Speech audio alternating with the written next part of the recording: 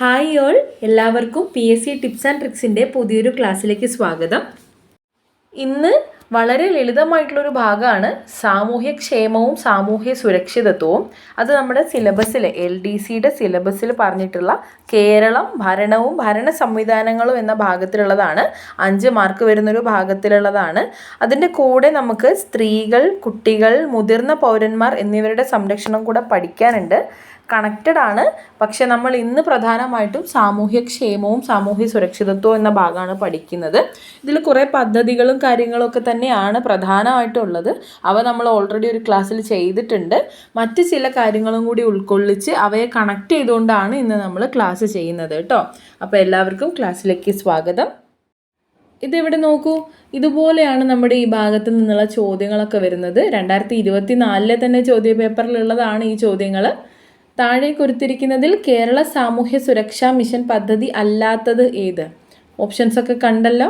അടുത്ത ചോദ്യം, കേരള സാമൂഹ്യ നീതി വകുപ്പ് സർക്കാർ സേവനങ്ങൾ വീട്ടുപടിക്കൽ എന്ന ലക്ഷ്യത്തിനായി ആവിഷ്കരിച്ച വെബ് പോർട്ടൽ ഏതാണ്?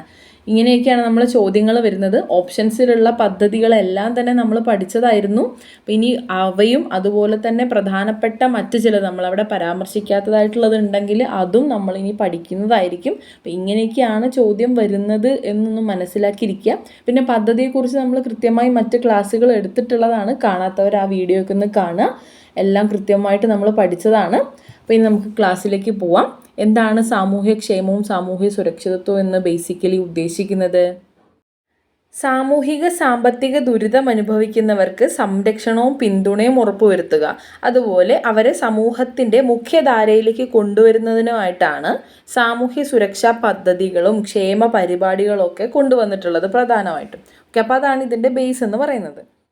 ഈ ഒരു വിഷയം, അതായത് കേരളത്തിലെ സാമൂഹ്യക്ഷേമവും സാമൂഹ്യ സുരക്ഷിതത്വം എന്നത് ഒരു ഗൗരവമേറിയൊരു വിഷയം തന്നെയാണ് അല്ലേ. അപ്പം അതുകൊണ്ട് തന്നെ കേരള ഗവൺമെൻറ് ഒരുപാട് പദ്ധതികൾ ആസൂത്രണം ചെയ്തിട്ടുണ്ട്. ഇതിനു വേണ്ടിയിട്ട് തന്നെ ധാരാളം പദ്ധതികളും പരിപാടികളൊക്കെ നടത്തി വരുന്നുണ്ട്. അപ്പം അതൊക്കെ തന്നെ പ്രധാനപ്പെട്ടതാണ്. PSC പരീക്ഷയ്ക്ക് ചോദിക്കുന്ന റിപ്പീറ്റഡായിട്ട് കണ്ടുവരുന്ന കുറേ കാര്യങ്ങളാണ് നമ്മളിന്ന് പഠിക്കുന്നത് കേട്ടോ. പ്രധാനമായിട്ട് നമ്മൾ ഓർത്തിരിക്കേണ്ടത് സാമൂഹിക നീതി വകുപ്പും വനിതാ ശിശുവികസന വകുപ്പുമാണ് കേരളത്തിലെ സാമൂഹ്യക്ഷേമ പ്രവർത്തനങ്ങളുമായി ബന്ധപ്പെട്ട വിഷയങ്ങളെല്ലാം തന്നെ കൈകാര്യം ചെയ്യുന്നത്. ഏതൊക്കെ വകുപ്പുകളാണ്? സാമൂഹിക നീതി വകുപ്പും വനിതാ ശിശുവികസന വകുപ്പും. ഓക്കെ, ആദ്യം നമുക്ക് സാമൂഹ്യ നീതി വകുപ്പിനെ കുറിച്ച് നോക്കാം. സാമൂഹ്യ നീതി വകുപ്പ് എന്ന് പറയുന്നത് സാമൂഹിക സുരക്ഷാ പദ്ധതികൾ നടപ്പിലാക്കുന്നതിനായിട്ടുള്ള ഒരു നോഡൽ ഏജൻസിയാണ്. അതായത് സ്ത്രീകൾക്കും കുട്ടികൾക്കും ഭിന്നശേഷിയുള്ളവർക്കും മുതിർന്ന പൗരന്മാർക്കുമായിട്ട് കേന്ദ്ര വനിതാ ശിശുവികസന മന്ത്രാലയത്തിൻ്റെയും സാമൂഹ്യ ശാക്തീകരണ മന്ത്രാലയത്തിൻ്റെയും പദ്ധതികൾ നടപ്പിലാക്കുന്നതിനുള്ള ഒരു നോഡൽ ഏജൻസിയാണ് സാമൂഹ്യ നീതി വകുപ്പ്. ഓക്കെ, ഇനി എന്നാണ് സാമൂഹ്യ നീതി വകുപ്പ് ആരംഭിച്ചത്? 1975 സെപ്റ്റംബർ 9 കേട്ടോ. നേരത്തെ ഒരു ചോദ്യപേപ്പറിൽ കണ്ടിട്ടുണ്ട്. അപ്പോൾ വർഷം കൃത്യമായി ഓർത്ത് വെക്കുക. സാമൂഹ്യ നീതി വകുപ്പ് 1975 സെപ്റ്റംബർ 9 സ്ഥാപിക്കുന്നത്. സാമൂഹ്യ നീതി വകുപ്പ് 1975 സെപ്റ്റംബർ 9 സ്ഥാപിച്ചു.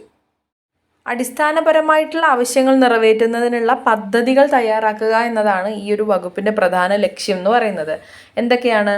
ദുരിതം അനുഭവിക്കുന്ന സ്ത്രീകൾ, ഭിന്നശേഷിയുള്ളവർ, മാനസിക വെല്ലുവിളി നേരിടുന്നവർ, ഉപേക്ഷിക്കപ്പെട്ടവർ, വയോജനങ്ങൾ എന്നിവരുടെയൊക്കെ സംരക്ഷണത്തിനും ക്ഷേമത്തിനുമായിട്ടുള്ള പദ്ധതികൾ തയ്യാറാക്കുന്നത് സാമൂഹ്യ നീതി വകുപ്പാണ് കേട്ടോ. നിലവിലെ സാമൂഹ്യ നീതി വകുപ്പ് മന്ത്രി ആരാണ്? R. ബിന്ദു ആണ് കേട്ടോ. ഓർത്ത് വയ്ക്കുക, നിലവിലെ സാമൂഹ്യ നീതി വകുപ്പ് മന്ത്രി R. ബിന്ദു ആണ്. അടുത്തത് കേരള സാമൂഹ്യ സുരക്ഷാ മിഷനാണ്. സംസ്ഥാനത്തെ സാമൂഹ്യക്ഷേമ പ്രവർത്തനങ്ങൾ കൂടുതൽ ഫലപ്രദമായി നടത്തുന്നതിന് വേണ്ടിയിട്ട് 2008 സ്ഥാപിതമായൊരു സംഘടനയാണ് ഈ ഒരു കേരള സാമൂഹ്യ സുരക്ഷാ മിഷൻ, അല്ലെങ്കിൽ കേരള സോഷ്യൽ സെക്യൂരിറ്റി മിഷൻ എന്ന് പറയുന്നത്. ഈ ഒരു വർഷം ഇമ്പോർട്ടൻ്റ് ആണ് കേട്ടോ. 2008 കേരള സാമൂഹ്യ സുരക്ഷാ മിഷൻ 2008 സ്ഥാപിതമാകുന്നത്. അതുകൂടാതെ ഈ ഒരു മിഷൻ സോഷ്യൽ ജസ്റ്റിസ് വകുപ്പിന് കീഴിലാണ് പ്രവർത്തിക്കുന്നത് കേട്ടോ. ഈ മിഷൻ സോഷ്യൽ ജസ്റ്റിസ് വകുപ്പിന് കീഴിലാണ് 2008 സ്ഥാപിതമാകുന്നത്. കൃത്യമായിട്ട് ഓർത്തിരിക്കുക. ഇനി എന്താണ് ഈ ഒരു മിഷൻ്റെ പ്രധാന ഉദ്ദേശം? ഈ മിഷൻ വിവിധ സാമൂഹ്യക്ഷേമ പദ്ധതികൾ നടത്തുകയും അതിലൂടെ ജനങ്ങളുടെ ക്ഷേമം ഉറപ്പാക്കാൻ വേണ്ടി പ്രവർത്തിക്കുകയും ചെയ്യുന്നു. അപ്പോൾ എന്തൊക്കെയാണ് ആ പദ്ധതികൾ എന്ന് നോക്കാം. ഒരുവിധപ്പെട്ട പദ്ധതികളെല്ലാം നമ്മൾ പറഞ്ഞതാണ്, എന്നാലും ഏതൊക്കെയാണ് എന്നും നമുക്ക് നോക്കാം. ഒന്നാമതായിട്ട് താലോലം പദ്ധതിയാണ്. താലോലം പദ്ധതി ഓർക്കുന്നുണ്ടോ? ഈ പദ്ധതികളുടെ ക്ലാസ്സുകളൊന്നും കാണാത്ത കുട്ടികൾ അവിടെ പോയിട്ട് ക്ലാസ്സുകൾ കണ്ടിട്ട് വരണേ. 3 ക്ലാസ്സുകളായിട്ട് നമ്മൾ ഒരുവിധപ്പെട്ട പ്രധാനപ്പെട്ട പദ്ധതികളെല്ലാം തന്നെ ഡിസ്കസ് ചെയ്തിട്ടുണ്ട്. ഇവിടെ ചെറുതായിട്ട് നമ്മൾ ഡിസ്കസ് ചെയ്യുന്നുള്ളൂ കേട്ടോ. ഓക്കെ, അപ്പോൾ താലോലം പദ്ധതി 18 വയസ്സിന് താഴെ പ്രായമുള്ള കുട്ടികൾക്ക് ഹീമോഫീലിയ, വൃക്ക, കാർഡിയോവാസ്കുലർ വൈകല്യങ്ങൾ, സിക്കിൾ സെൽ അനീമിയ, അസ്ഥി വൈകല്യങ്ങൾ തുടങ്ങിയിട്ടുള്ള മാരകമായ അസുഖങ്ങൾക്ക് സർജറി സഹിതമുള്ള ചികിത്സാ സൗകര്യം സൗജന്യമായി ലഭ്യമാക്കുന്ന പദ്ധതിയാണ് താലോലം പദ്ധതി. അടുത്തത് സ്നേഹസാന്ത്വനം പദ്ധതിയാണ്. സ്നേഹസാന്ത്വനം എന്ന് പറയുമ്പോൾ തന്നെ എൻഡോസൾഫാൻ ഓർക്കണം എന്ന് ഞാൻ പറഞ്ഞിട്ടുണ്ടായിരുന്നു. കാസർഗോഡ് ജില്ലയിലെ എൻഡോസൾഫാൻ ബാധിതർക്ക് വേണ്ടി ഏർപ്പെടുത്തിയിട്ടുള്ള വിപുലമായ സഹായങ്ങളുള്ള പദ്ധതിയാണ് സ്നേഹസാന്ത്വനം പദ്ധതി. ഇനി സ്നേഹസ്പർശം പദ്ധതിയാണ്. സംസ്ഥാനത്ത് ചൂഷണത്തിന് വിധേയരായിട്ട് അമ്മമാരായി കഴിയുന്ന അവിവാഹിത സ്ത്രീകൾക്ക് പ്രതിമാസം 1000 രൂപ അലവൻസ് നൽകുന്ന പദ്ധതിയാണ് സ്നേഹസ്പർശം. വയോമിത്രം പദ്ധതിയോ വയോജനങ്ങളുടെ ആരോഗ്യ സംരക്ഷണം ഉറപ്പുവരുത്തുന്നതിനുള്ള പദ്ധതിയാണ്. അടുത്തത് ഹങ്കർ ഫ്രീ സിറ്റി. നഗരങ്ങളിൽ എത്തിച്ചേരുന്ന വ്യക്തികൾ ദിവസത്തിൽ ഒരു നേരമെങ്കിലും ഭക്ഷണം കഴിച്ചിരിക്കണം എന്നൊരു ലക്ഷ്യത്തോടെ കേരള സാമൂഹ്യ സുരക്ഷാ മിഷൻ ആവിഷ്കരിച്ച വിശപ്പുരഹിത നഗര പദ്ധതിയാണ് ഈ ഹങ്കർ ഫ്രീ സിറ്റി എന്ന് പറയുന്നത്.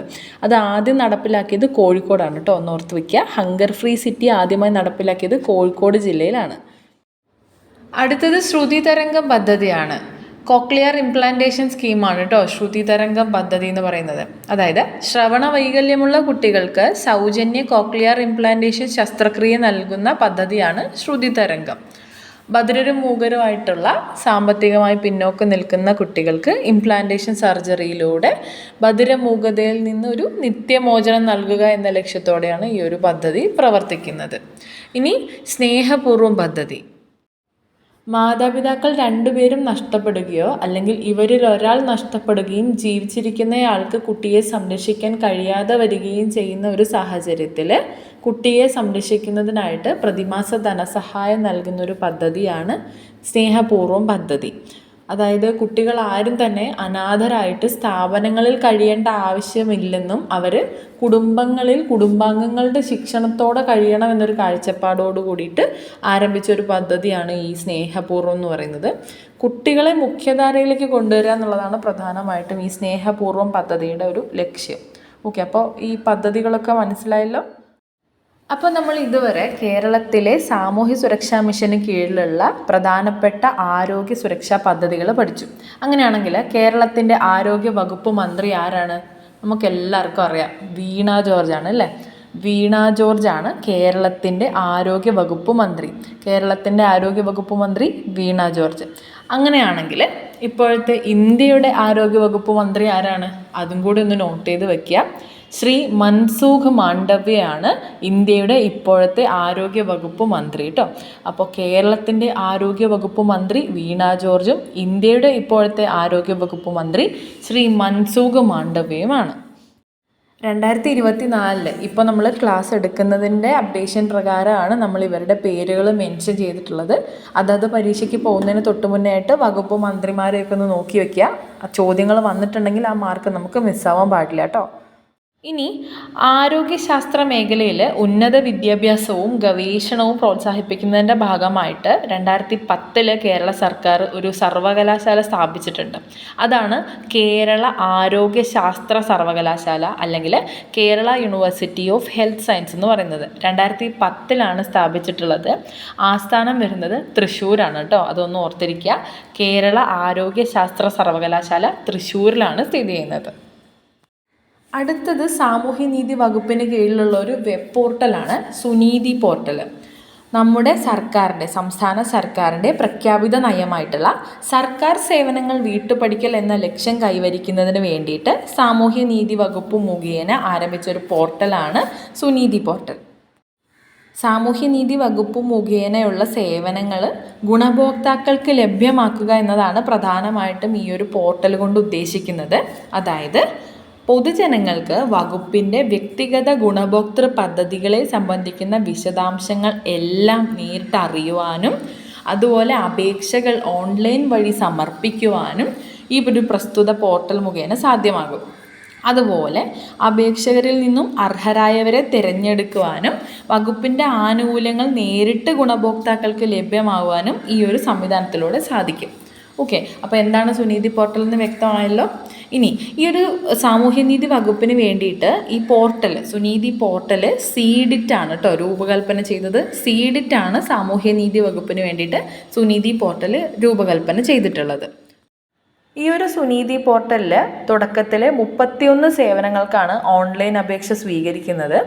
അതിൽ ഭിന്നശേഷിക്കാർ, ട്രാൻസ്ജെൻഡർ വ്യക്തികൾ, സാമൂഹ്യ പ്രതിരോധം, വയോജനങ്ങൾ എന്നീ വിഭാഗങ്ങളാണ് ഉൾക്കൊണ്ടിട്ടുള്ളത്. പ്രധാനമായിട്ടും ഭിന്നശേഷിക്കാർക്കായിട്ടുള്ള സുനീതി പോർട്ടൽ വഴി കൊടുക്കുന്ന ഓൺലൈൻ അപേക്ഷ സ്വീകരിക്കുന്ന പദ്ധതികൾ ഏതൊക്കെയാണെന്ന് നമുക്ക് നോക്കാം. വിദ്യാകിരണം പദ്ധതി. ഭിന്നശേഷിയുള്ള മാതാപിതാക്കളുടെ മക്കൾക്ക് വിദ്യാഭ്യാസ ധനസഹായം നൽകുന്ന പദ്ധതിയാണ് വിദ്യാകിരണം പദ്ധതി. 2 പേരോ അല്ലെങ്കിൽ ആരെങ്കിലും ഒരാളോ ഭിന്നശേഷിയുള്ളവരായാലും ഈ പദ്ധതിയിൽ ഉൾക്കൊള്ളും. ഭിന്നശേഷിയുള്ള മാതാപിതാക്കളുടെ മക്കൾക്കുള്ള വിദ്യാഭ്യാസ ധനസഹായം നൽകുന്ന പദ്ധതിയാണ് വിദ്യാകിരണം പദ്ധതി. പേരുകൊണ്ട് സിമിലറായിട്ടുള്ള മറ്റൊരു പദ്ധതിയാണ് വിദ്യാജ്യോതി പദ്ധതി. ഭിന്നശേഷിയുള്ള വിദ്യാർത്ഥികൾക്ക് പഠനോപകരണങ്ങളും യൂണിഫോമും വാങ്ങുന്നതിന് ധനസഹായം നൽകുന്ന പദ്ധതിയാണ് വിദ്യാജ്യോതി പദ്ധതി. അപ്പോൾ വിദ്യാകിരണം പദ്ധതി ഭിന്നശേഷിയുള്ള മാതാപിതാക്കളുടെ മക്കൾക്ക് വിദ്യാഭ്യാസ ധനസഹായം നൽകുന്ന പദ്ധതിയാണ് വിദ്യാകിരണം പദ്ധതി. വിദ്യാജ്യോതി പദ്ധതി ഭിന്നശേഷിയുള്ള വിദ്യാർത്ഥികൾക്ക് പഠനോപകരണങ്ങളും യൂണിഫോമും വാങ്ങുന്നതിന് ധനസഹായം നൽകുന്ന പദ്ധതി. വ്യത്യാസം തിരിച്ചറിഞ്ഞ് പഠിക്കുക കേട്ടോ. അടുത്തത് വിജയാമൃതം പദ്ധതി. ഡിഗ്രി, PG അല്ലെങ്കിൽ പ്രൊഫഷണൽ കോഴ്സുകൾക്ക് ഉന്നത വിജയം കരസ്ഥമാക്കിയ ഭിന്നശേഷിക്കാരായ വിദ്യാർത്ഥികൾക്ക് ഒരു പ്രോത്സാഹനം എന്ന നിലയിൽ ക്യാഷ് അവാർഡ് നൽകുന്ന പദ്ധതിയാണ് വിജയാമൃതം പദ്ധതി. അടുത്തത് നിരാമയ പദ്ധതിയാണ്. നിരാമയ പദ്ധതി വളരെയധികം പ്രധാനപ്പെട്ടതാണ്. ഒരുപാട് ചോദ്യപേപ്പറിൽ കണ്ടിട്ടുണ്ട്. ഒരു തരത്തിലും തെറ്റിക്കാൻ പാടില്ല. നാഷണൽ ട്രസ്റ്റ് നിയമത്തിൻ്റെ പരിധിയിൽ വരുന്ന ഭിന്നശേഷിക്കാർക്കായിട്ടുള്ള ആരോഗ്യ ഇൻഷുറൻസ് നൽകുന്ന പദ്ധതിയാണ് നിരാമയ പദ്ധതി. ഓട്ടിസം, മാനസിക വൈകല്യം, ബഹുവൈകല്യം എന്നിവയുള്ളവർക്ക് ജീവിതകാലം മുഴുവൻ ഉപയോഗിക്കാവുന്ന സൗജന്യ ആരോഗ്യ ഇൻഷുറൻസ് പദ്ധതിയാണ് നിരാമയ ഇൻഷുറൻസ്. ഇത് തികച്ചും സൗജന്യമായിട്ടുള്ളൊരു ഇൻഷുറൻസ് ആണ്. അപ്പോൾ എന്താണ് നിരാമയ ഇൻഷുറൻസ്, എന്താണ് നിരാമയ പദ്ധതി എന്ന് മനസ്സിലായല്ലോ. അതിനോട് ചേർത്ത് ഈ ഒരു ഡേറ്റ് കൂടെ ഓർത്തിരിക്കുക. ഏപ്രിൽ 2 മിക്കവർക്കും അറിയാവുന്നതായിരിക്കും. ലോക ഓട്ടിസം ബോധവൽക്കരണ ദിനമാണ് ഏപ്രിൽ 2. ഐക്യരാഷ്ട്രസഭ അംഗീകരിച്ച ലോക ഓട്ടിസം ബോധവൽക്കരണ ദിനം ഏപ്രിൽ 2. ഓക്കെ, അപ്പോൾ ഭിന്നശേഷിക്കാർക്കുള്ള ആരോഗ്യ ഇൻഷുറൻസ് പദ്ധതി നിരാമയ നമ്മൾ കണ്ടു. അങ്ങനെയാണെങ്കിൽ കഴിഞ്ഞ ക്ലാസ്സിൽ നമ്മൾ പറഞ്ഞ മറ്റൊരു പദ്ധതി ഇതിനോടൊപ്പം ചേർത്ത് വായിക്കാം. ഭിന്നശേഷിക്കാർക്ക് അടിയന്തര ഘട്ടത്തിൽ സഹായം നൽകുന്നതിനായിട്ടുള്ളൊരു പദ്ധതി ഉണ്ട്. എന്താണെന്ന് ഓർക്കുന്നുണ്ടോ? അത് പരിരക്ഷയാണ് കേട്ടോ. പരിരക്ഷ. ഭിന്നശേഷിക്കാർക്ക് അടിയന്തര ഘട്ടത്തിൽ സഹായം നൽകുന്നതിനായിട്ട് സാമൂഹ്യനീതി വകുപ്പ് ആവിഷ്കരിച്ച് നടപ്പിലാക്കുന്ന പദ്ധതിയാണ് പരിരക്ഷാ പദ്ധതി. പരിരക്ഷ. ഭിന്നശേഷിക്കാർക്ക് അടിയന്തര ഘട്ടങ്ങളിൽ സഹായം നൽകുന്നതിനായി സാമൂഹ്യനീതി വകുപ്പ് ആവിഷ്കരിച്ച് നടപ്പിലാക്കുന്ന പദ്ധതിയാണ് പരിരക്ഷ. അതും ഭിന്നശേഷിക്കാർക്കായിട്ടുള്ള ആരോഗ്യ ഇൻഷുറൻസ് പദ്ധതി നിരാമയയും പ്രധാനപ്പെട്ടതാണ്. ഓർത്തിരിക്കുക കേട്ടോ. അപ്പോൾ നമ്മൾ പറഞ്ഞു നേരത്തെ സുനീതി പോർട്ടൽ വഴി 31 സേവനങ്ങൾക്കാണ് ആദ്യം ഓൺലൈൻ അപേക്ഷ സ്വീകരിക്കുന്നത് എന്ന്. അപ്പോൾ അതിൽ പ്രധാനപ്പെട്ട വിഭാഗം ഭിന്നശേഷിക്കാരാണ്. അവരുടേത് നമ്മളിപ്പോൾ പഠിച്ചു കഴിഞ്ഞു. അടുത്തത് ട്രാൻസ്ജെൻഡർ വ്യക്തികളുടെ വിഭാഗമാണ്. അതിൽ പ്രധാനപ്പെട്ട ഒരു പദ്ധതിയാണ് സഫലം പദ്ധതി. ഡിഗ്രി, ഡിപ്ലോമ തലത്തിലുള്ള പ്രൊഫഷണൽ കോഴ്സുകൾ പഠിക്കുന്നതിനായിട്ട് 1 ലക്ഷം രൂപ വരെ ധനസഹായം നൽകുന്ന പദ്ധതിയാണ് സഫലം പദ്ധതി. ട്രാൻസ്ജെൻഡർ വിഭാഗത്തിൽ വരുന്ന പദ്ധതിയാണ് സഫലം പദ്ധതി. ഡിഗ്രി, ഡിപ്ലോമ തലത്തിലുള്ള പ്രൊഫഷണൽ കോഴ്സുകൾ പഠിക്കുന്നതിന് വേണ്ടിയിട്ട് 1 ലക്ഷം രൂപ വരെ ധനസഹായം നൽകുന്ന പദ്ധതിയാണ് സഫലം പദ്ധതി. ഇനി മഴവില്ല് പദ്ധതിയാണ്. നമ്മുടെ സർക്കാർ ട്രാൻസ്ജെൻഡർ സമൂഹത്തിന് വേണ്ടിയിട്ട് ഒരു സമഗ്ര പദ്ധതി ആസൂത്രണം ചെയ്തിട്ടുണ്ട്. അതാണ് മഴവില്ല് പദ്ധതി. ട്രാൻസ്ജെൻഡർ സമൂഹത്തിന് വേണ്ടിയുള്ള സമഗ്ര പദ്ധതിയാണ് മഴവില്ല്. അതും കൂടെ ഇതിനോടൊപ്പം ഓർത്തിരിക്കുക. സഫലം പദ്ധതി, മഴവില്ല് പദ്ധതി. ഓക്കെ. അപ്പോൾ ഇതോടുകൂടി നമ്മൾ സുനീതി പോർട്ടൽ വഴി അപേക്ഷ നൽകാവുന്ന 31 സേവനങ്ങളിലെ പ്രധാനപ്പെട്ട പദ്ധതികൾ നോക്കി. ഭിന്നശേഷിക്കാർക്കായിട്ടുള്ള പദ്ധതി, അതുപോലെ ട്രാൻസ്ജെൻഡർ വ്യക്തികൾക്കായിട്ടുള്ള പദ്ധതി. ഇതുകൂടാതെ ഇനി സാമൂഹ്യ പ്രതിരോധം എന്ന വിഭാഗത്തിൽ കുറച്ച് പദ്ധതികളും വയോജനങ്ങൾ എന്ന വിഭാഗവും മറ്റുള്ളവയാണ് ഉള്ളത്. അതിൽ വയോജനങ്ങളാണ് ഏറ്റവും പ്രധാനപ്പെട്ടത്. വയോമധുരം പദ്ധതി, മന്ദഹാസം പദ്ധതി പോലുള്ളവ. ഇത് നമ്മൾ മറ്റൊരു വീഡിയോ ചെയ്തതുകൊണ്ട് ഇനി അങ്ങോട്ട് അത് എടുക്കുന്നില്ല. അപ്പോൾ ഇതോടുകൂടി നമ്മൾ ഈ ഒരു ടോപ്പിക്ക് പൂർത്തിയാക്കിയിട്ടുണ്ട് കേട്ടോ. അപ്പോൾ ഇത്രയും കാര്യങ്ങൾ നമ്മൾ പഠിച്ചു. ഇനി നമുക്ക് ആദ്യം നമ്മൾ കണ്ട ചോദ്യത്തിന് ഉത്തരം നോക്കാം. എന്താണ് ചോദ്യം? വായിച്ചേ. താഴെ കൊടുത്തിരിക്കുന്നതിൽ കേരള സാമൂഹ്യ സുരക്ഷാ മിഷൻ പദ്ധതി അല്ലാത്തത് ഏത്? ഓപ്ഷൻസ്: താലോലം, സ്നേഹപൂർവ്വം, ശ്രുതി തരംഗം, കുടുംബശ്രീ. ഉത്തരം മനസ്സിലായല്ലോ. നമ്മളിതിൽ സംസാരിക്കാത്തത് കുടുംബശ്രീയെക്കുറിച്ച് മാത്രമാണ്. അപ്പോൾ എന്താണ് ഇതിൻ്റെ ഉത്തരം വരുന്നത്? ഓപ്ഷൻ ഡി 4 കുടുംബശ്രീയാണ് കേട്ടോ. അപ്പോൾ ആദ്യത്തെ 3 ഓപ്ഷൻസും നമ്മൾ പഠിച്ചതാണ്. കുടുംബശ്രീ മാത്രമേ നമ്മളിതിൽ നോക്കാത്തുള്ളൂ. അപ്പോൾ നമുക്ക് ഉത്തരം കിട്ടി. അടുത്ത ചോദ്യം: കേരള സാമൂഹ്യ നീതി വകുപ്പ് സർക്കാർ സേവനങ്ങൾ വീട്ടുപടിക്കൽ എന്ന ലക്ഷ്യത്തിനായി ആവിഷ്കരിച്ച വെബ് പോർട്ടൽ ഏതാണ്? ഓപ്ഷൻസ് നോക്കിയേ. ജീവനം, സമന്വയ, സുനീതി, മന്ദഹാസം. ഏതൊക്കെയാണ്? ജീവനം, സമന്വയ, സുനീതി, മന്ദഹാസം. നമ്മൾ പഠിച്ചതാണ്. സുനീതി പോർട്ടലാണ് സർക്കാർ സേവനങ്ങൾ വീട്ടുപടിക്കൽ എന്ന ലക്ഷ്യത്തിനായിട്ട് ആവിഷ്കരിച്ച വെബ് പോർട്ടൽ. ഓക്കെ ആണല്ലോ. അടുത്ത ചോദ്യം നോക്കി. കേരള സാമൂഹ്യ സുരക്ഷാ മിഷൻ നിലവിൽ വന്നത് ഈ വർഷത്തെ തന്നെ ഒരു ചോദ്യപേപ്പറിലുള്ള ചോദ്യമാണ്. ഇങ്ങനെയും ചോദ്യങ്ങൾ വരാം, കണ്ടില്ലേ? അപ്പോൾ വർഷം കൃത്യമായി ഓർത്തിരിക്കുക. അപ്പോൾ എന്താണ് ഉത്തരം എന്ന് കിട്ടിക്കാണെന്ന് വിചാരിക്കുന്നു. കേരള സാമൂഹ്യ സുരക്ഷാ മിഷൻ എന്നാണ് നിലവിൽ വന്നത്? 2008 കേട്ടോ. കേരള സാമൂഹ്യ സുരക്ഷാ മിഷൻ നിലവിൽ വന്നത് 2008. അടുത്ത ചോദ്യം നോക്കിയേ. താഴെ തന്നിരിക്കുന്നവയിൽ തെറ്റായ ജോഡി കണ്ടെത്തുക. തെറ്റായ ജോഡി കണ്ടെത്താനാണ് പറഞ്ഞിട്ടുള്ളത്. ഓപ്ഷൻസ് വായിക്കാം. ആശാഭവൻ, മാനസിക രോഗം ഭേദമായവരുടെ പുനരധിവാസ ലക്ഷ്യം. ഓപ്ഷൻ 2 മഴവില്ല്, ട്രാൻസ്ജെൻഡർ സമൂഹത്തിന് വേണ്ടിയുള്ള സമഗ്ര പദ്ധതി. ഓപ്ഷൻ 3 പരിരക്ഷാ പദ്ധതി, ഭിന്നശേഷിക്കാരുടെ ക്ഷേമത്തിനായുള്ള പദ്ധതിയാണ്. ഓപ്ഷൻ 4 1985 സെപ്റ്റംബർ 9 കേരള സംസ്ഥാന സാമൂഹ്യ നീതി വകുപ്പ് നിലവിൽ വന്നു. അപ്പോൾ ഈ ഒരു ഓപ്ഷൻസിൽ പറഞ്ഞിട്ടുള്ള ആശാഭവൻ എന്നൊരു പദ്ധതി ഇന്നത്തെ ക്ലാസ്സിൽ നമ്മൾ സംസാരിച്ചിട്ടില്ല. പക്ഷേ കേരള സംസ്ഥാന സാമൂഹ്യ നീതി വകുപ്പ് നിലവിൽ വന്നതിനെക്കുറിച്ച് നമ്മൾ സംസാരിച്ചിട്ടുണ്ട്. അപ്പോൾ അതിൽ നിന്ന് നമുക്കിതിൻ്റെ ഉത്തരത്തിലേക്ക് പോവാമല്ലോ. അപ്പോൾ എന്നാണ് കേരള സംസ്ഥാന സാമൂഹ്യ നീതി വകുപ്പ് നിലവിൽ വന്നത്? 1975 സെപ്റ്റംബർ 9 കേട്ടോ. അപ്പോൾ അത് നമുക്ക് തെറ്റിപ്പോവാൻ സാധ്യതയുണ്ട്. നമുക്ക് അറിയാമല്ലോ എന്ന് ഓർത്തിട്ട് പെട്ടെന്നൊരു എക്സൈറ്റ്മെൻറ്റിൽ തെറ്റിപ്പോവാൻ സാധ്യതയുള്ളൊരു ചോദ്യമാണ്. അത് ശ്രദ്ധിച്ച് മാർക്ക് ചെയ്യുക കേട്ടോ. 1975 സെപ്റ്റംബർ 9 സാമൂഹ്യ നീതി വകുപ്പ് സ്ഥാപിക്കുന്നത്. അപ്പോൾ ഇതിൽ തെറ്റായിട്ടുള്ള ജോഡി 4ാമത്തതാണ്. 4ാമത്തത് എന്ന ഓപ്ഷൻ വരുന്നത് എ ആണ്. അപ്പോൾ ഓപ്ഷൻ എ ആണ് ഇതിൻ്റെ ഉത്തരമായിട്ടുള്ളത്. സൂക്ഷിച്ച് മാർക്ക് ചെയ്യുക. മാർക്ക് ചെയ്യുന്നതിനും പ്രശ്നം പറ്റാറുണ്ട്. അപ്പോൾ ശ്രദ്ധിക്കുക. അപ്പോൾ ബാക്കി തന്നിരിക്കുന്നതൊക്കെ കറക്റ്റാണ്. ആശാഭവൻ മാനസിക രോഗം ഭേദമായവരുടെ പുനരധിവാസ ലക്ഷ്യത്തിനായിട്ടുള്ള പദ്ധതിയാണ്. മഴവില്ല് ട്രാൻസ്ജെൻഡർ സമൂഹത്തിന് വേണ്ടിയുള്ള സമഗ്ര പദ്ധതിയാണ് നമ്മൾ പറഞ്ഞു. പരിരക്ഷാ പദ്ധതി നമ്മൾ പറഞ്ഞു. ഭിന്നശേഷിക്കാരുടെ ക്ഷേമത്തിനായിട്ടുള്ള പദ്ധതിയാണ്. അപ്പോൾ കൃത്യമായി എല്ലാം ഓർത്ത് വയ്ക്കുക. ഈ ഒരു ചോദ്യം നോക്കിക്കേ. 2024 വനിതാ അസിസ്റ്റൻറ്റ് പ്രൊഫഷൻ ഓഫീസറുടെ ചോദ്യപേപ്പറിലെ ചോദ്യമാണ്. ഇത് കണ്ടോ, ഇങ്ങനെയും ചോദ്യം ചോദിക്കാം. എങ്ങനെ വന്നാലും നമ്മളിത് തെറ്റിക്കാൻ പാടില്ല. ഇതെല്ലാം തന്നെ നമ്മൾ സംസാരിച്ചിട്ടുള്ള പദ്ധതികളാണ്. മന്ദഹാസം പദ്ധതി, സമന്വയ പരിപാടി, അഭയകിരണം പദ്ധതി, നിരാമയ ആരോഗ്യ ഇൻഷുറൻസ് സ്കീം. അപ്പോൾ ഇതെങ്ങനെയൊക്കെയാണ് നമ്മൾ മാച്ച് ചെയ്യുന്നത്? പട്ടിക 1 നിന്ന് പട്ടിക 2 മാച്ച് ചെയ്യുന്നതിനുള്ള ഓപ്ഷൻസാണ് താഴെ കൊടുത്തിട്ടുള്ളത്. ഒന്ന് നോക്കിക്കേ, എന്നിട്ട് നമുക്ക് അതിൻ്റെ ഉത്തരം പറയാം. നിങ്ങൾക്കത് ഇപ്പോൾ തന്നെ മനസ്സിലായിട്ടുണ്ടെന്ന് വിശ്വസിക്കുന്നു. നമ്മൾ ഉത്തരം പറയുകയാണ്. മന്ദഹാസം പദ്ധതി, ഒന്നാമത്തേത് മന്ദഹാസം പദ്ധതിയാണ്. അത് നമ്മൾ കഴിഞ്ഞ ക്ലാസ്സിൽ പറഞ്ഞതാണ്. മന്ദഹാസം മാത്രമല്ല, സമന്വയ പരിപാടി നമ്മൾ കഴിഞ്ഞ ക്ലാസ്സിൽ പറഞ്ഞതാണ്. ഓക്കെ, എന്താണ് മന്ദഹാസം പദ്ധതി? BPL വിഭാഗത്തിലെ മുതിർന്ന പൗരന്മാർക്ക് സൗജന്യമായി പല്ല് നൽകുന്ന പരിപാടിയാണല്ലേ മന്ദഹാസം പദ്ധതിയിലുള്ളത്. ഓക്കെ, അങ്ങനെയാണെങ്കിൽ സമന്വയ പരിപാടി എന്തായിരുന്നു? സമന്വയ എന്ന് പറഞ്ഞാൽ ട്രാൻസ്ജെൻഡറുകൾക്കായിട്ടുള്ള തുടർ വിദ്യാഭ്യാസ പരിപാടിയാണ് സമന്വയ പരിപാടി. ഓക്കെ, അടുത്തത് അഭയകിരണം പദ്ധതി. അത് നമ്മൾ പറഞ്ഞിട്ടില്ല. തൊട്ട് താഴത്ത് നോക്കാം. നിരാമയ ആരോഗ്യ ഇൻഷുറൻസ് സ്കീം നമ്മൾ ഇപ്പോൾ പറഞ്ഞേ ഉള്ളൂ. എന്താണ് നിരാമയ ആരോഗ്യ ഇൻഷുറൻസ് സ്കീം? ഭിന്നശേഷിക്കാർക്കായിട്ടുള്ള ആരോഗ്യ ഇൻഷുറൻസ് ആണല്ലേ. അപ്പോൾ ഇത് വെച്ച് നമുക്ക് ഉത്തരത്തിലേക്ക് എത്താമല്ലോ. അങ്ങനെയാണെങ്കിൽ അഭയകിരണം പദ്ധതി എന്താ? അഭയകിരണം പദ്ധതി നിരാലംബരായ വിധവകൾക്കുള്ളൊരു പദ്ധതിയാണ്. ഓക്കെ, അപ്പോൾ ഇതിൽ നിന്ന് നമുക്ക് ഉത്തരം കണ്ടെത്താമല്ലോ. നമ്മൾ പഠിച്ചത് വെച്ചിട്ട് കണ്ടെത്താം. അതിൽ കൂടെ നമ്മളൊരു പദ്ധതി കൂടുതലായിട്ടും പഠിച്ചു. ക്ലിയർ ആണല്ലോ? ചോദ്യം വ്യക്തമായോ? ആൻസർ കിട്ടിയോ എല്ലാവർക്കും? അപ്പോൾ ഇതുവരെ ഉള്ളതിൽ നമ്മൾ പറഞ്ഞിട്ടില്ലാത്ത 3 പദ്ധതികളാണുള്ളത്. ജീവനം, ആശാഭവൻ, അഭയകിരണം. അതിൽ ജീവനം പദ്ധതി കുറ്റകൃത്യത്തിന് ഇരയായവരുടെ ആശ്രിതർക്കുള്ള സ്വയം തൊഴിൽ പദ്ധതിയാണ് കേട്ടോ. ജീവനം പദ്ധതി കുറ്റകൃത്യത്തിന് ഇരയായവരുടെ ആശ്രിതർക്കുള്ള സ്വയം തൊഴിൽ പദ്ധതിയാണ്.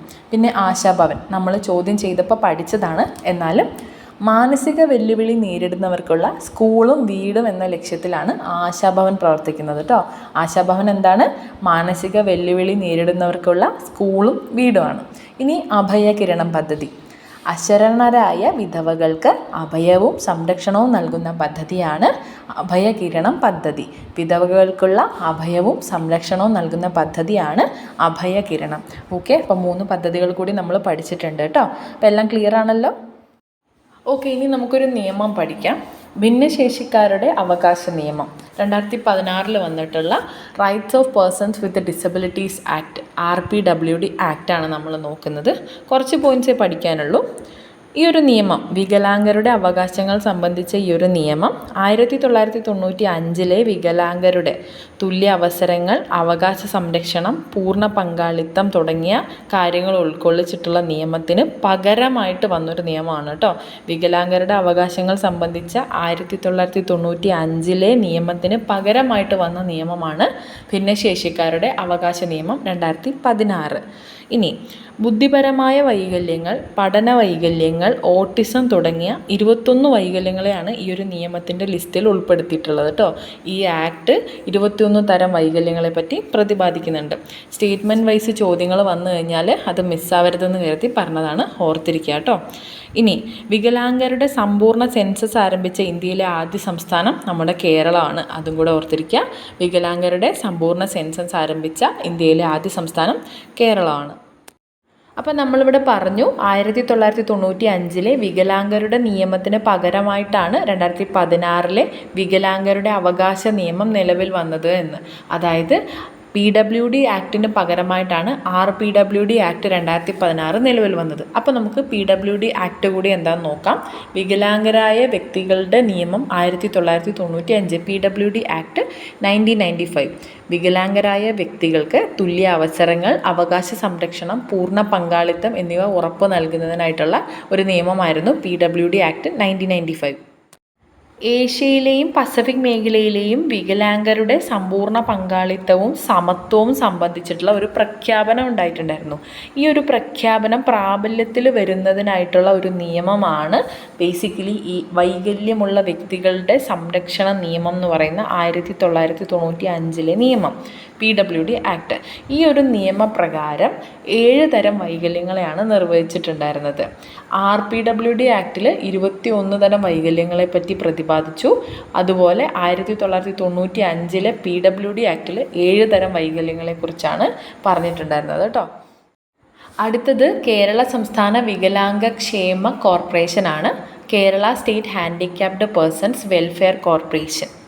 ഇത് വികലാംഗരുടെ ക്ഷേമത്തിനും പുനരധിവാസത്തിനും വേണ്ടിയുള്ള വിവിധ പദ്ധതികൾക്ക് രൂപം കൊടുക്കുകയും പ്രോത്സാഹിപ്പിക്കുകയും നടപ്പിലാക്കുകയും ചെയ്യുക എന്ന ലക്ഷ്യത്തോടെ 1979 സ്ഥാപിതമായിട്ടുള്ള ഒരു പൊതുമേഖലാ സ്ഥാപനമാണ്.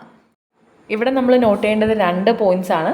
1979 കേരള സംസ്ഥാന വികലാംഗ ക്ഷേമ കോർപ്പറേഷൻ സ്ഥാപിതമായത്. അതുപോലെ ഇതൊരു പൊതുമേഖലാ സ്ഥാപനമാണ്.